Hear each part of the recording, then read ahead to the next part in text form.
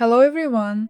My name is Vlada, and in this video we're going to do the most impressive combo, laminating both upper and lower lashes with a lifting effect. We'll pay special attention to lash placement, how to place the lower lashes, the upper lashes, in what order, and which tools to use. Which rods should be used for the lower lashes. First of all, if there are no other options, you can use the rods that we use for upper lashes in small sizes, that is size C. If these are Katia Vinogradova's rods, then sizes 2, 1.5, or 2.5, depending on the length of the lower lashes. But to be honest, our regular rods for upper lashes, in my opinion, aren't very convenient.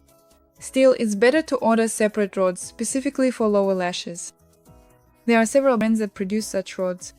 Choose the ones that are most comfortable for you. The thing is, first of all, manufacturers take into account the anatomy of the eyes, and the geometry of these rods is better suited for laminating lower lashes. Which lashes should you start with, lower or upper? Well, I think from the video you've already figured out that the answer is start with the lower lashes.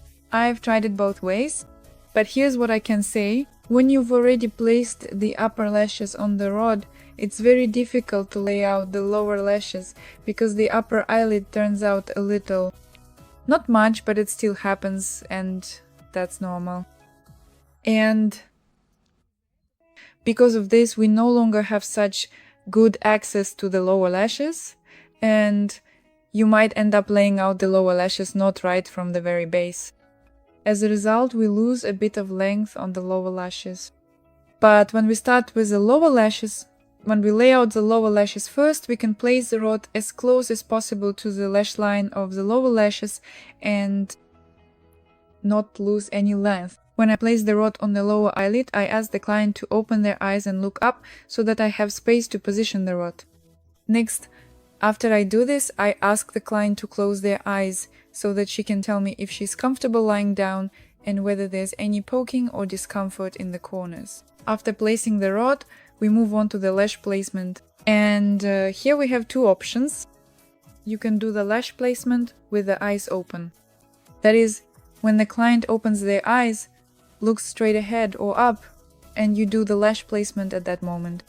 Or, as you can see in the video, the client closes their eyes and you do the lash placement, sometimes gently pulling the upper eyelid towards yourself so that the upper lashes don't stick to the lower rod.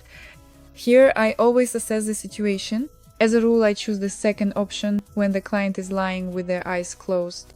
I think it's much more comfortable for the client this way. But if I realize that it's difficult for me to do the lower lash placement this way, then of course I ask the client to open their eyes. Once the lower lashes are ready, we move on to the upper ones. And proper placement actually starts from the moment you position the rod. The rod should be as close as possible to the lash line, but not pressing onto it. Be sure to check the position of the rod every time you move on to a new section of the placement. In other words, you should check the rod's position not only at the very beginning, when you first place it on the eyelid, but also every time you move to a new area. During the process, the rod can shift. Even if you glue it in place, it can still happen. I work using a technique where I don't glue the rod.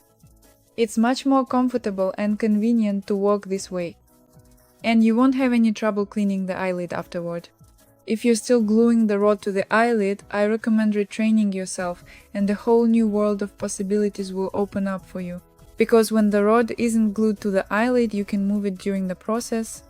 That is, at the very beginning you can set it one way, lay out a certain section, and then, for example, when you move to the inner corner, adjust the rod and position it a bit differently. When I first place the rod on the eyelid, I choose a specific area. Most often, this is the center of the eye, because it's the most prominent part, and it's easiest to catch the lashes on the rod here. If I'm working with gel glue, like in this video, I pick up the gel glue with a brush and use the brush to attach the lashes to the rod. So at the first step, I'm not yet paying attention to parallelism or tension. I simply place the lashes onto the rod. Next, I comb them with an applicator. I make sure that the lashes go straight from the very root. A very common mistake when working with applicator is placing the applicator in the middle of the lash and combing from the middle. And from the middle to the tips, the lashes turn out straight and beautiful, but if you look at the roots, it's a complete mess. Pardon my French. This happens because it's not very convenient for technicians to see that area clearly. The tips and the middle are the most visible, but what's going on at the roots it's anyone's guess. There are 2 recommendations here. First, try to position the client so that you can clearly see all the lashes, including the root area. And second, you can use a dental mirror. You might see it here sometimes, because in every one of my procedures I use a dental mirror, which allows me to check the root area without getting up from my workstation. Next, after the applicator, I usually use a cotton swab, a dry cotton swab or a micro brush. With this tool, I sort of adjust the lashes on the rod. I make sure that the lash, along its entire length from the root area to the tip, fits snugly against the rod. And I ensure that this is the case for absolutely all the lashes. I'm showing the lash placement up close. There is absolutely no editing here, no Photoshop, just the phone and lighting. Today we'll be working with some unusual products. This is Broxana Mona Step.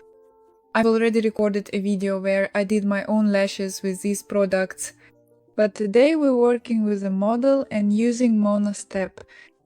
So what makes these products unique? The thing is, Broxana's, this particular linen doesn't have a second step in the formula. In other words, the first and only product combines all the functions of multiple steps in one. There's a lot of debate among professionals right now. I read all these discussions, they're debating about these products, whether the formula is improved or not, whether it works well, or if it's better not to use them at all. In this video, I'm showing my process, the results I achieved, and exactly what I did.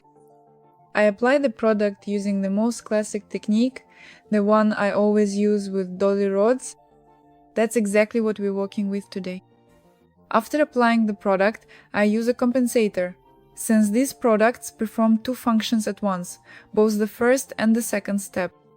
That's why I use the compensator, to make sure not a single lash comes loose, and I leave it on for the required amount of time. When I think the lashes are ready, I start checking them for readiness, and if they are, I remove the product. If they're not ready, I wait a bit longer. And of course, I apply the product to both the upper and lower lashes. I always make sure to use these products only together with dye. With regular products, for example, we can perform a lash lamination procedure without tinting, say, if the client has an allergy or simply doesn't want their lashes tinted.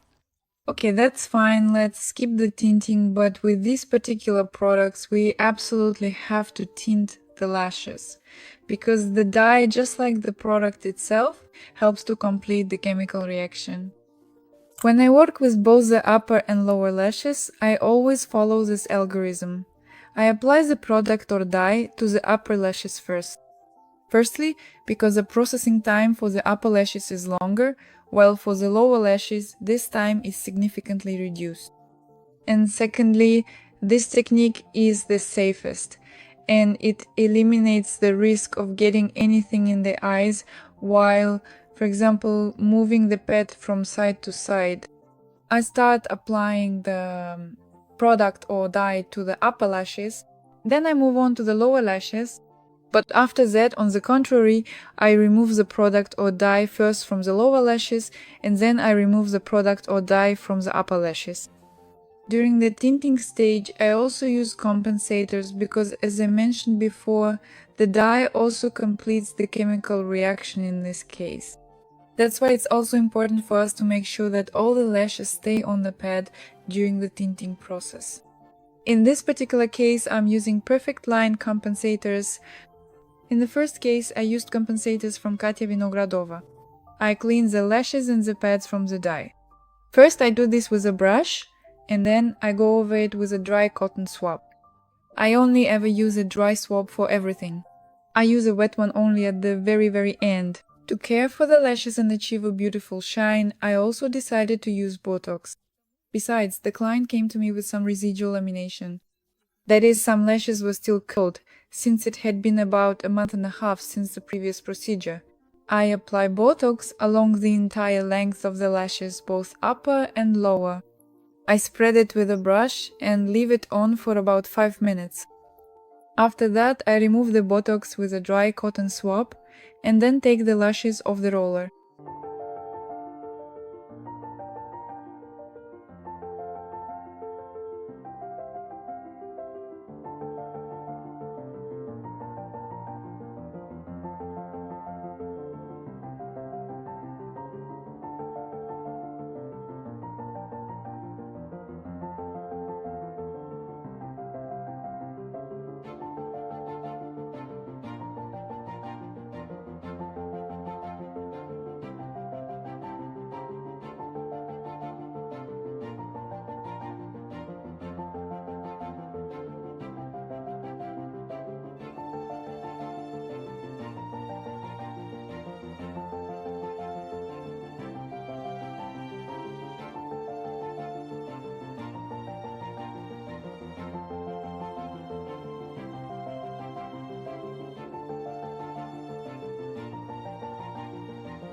And here is the result we achieved.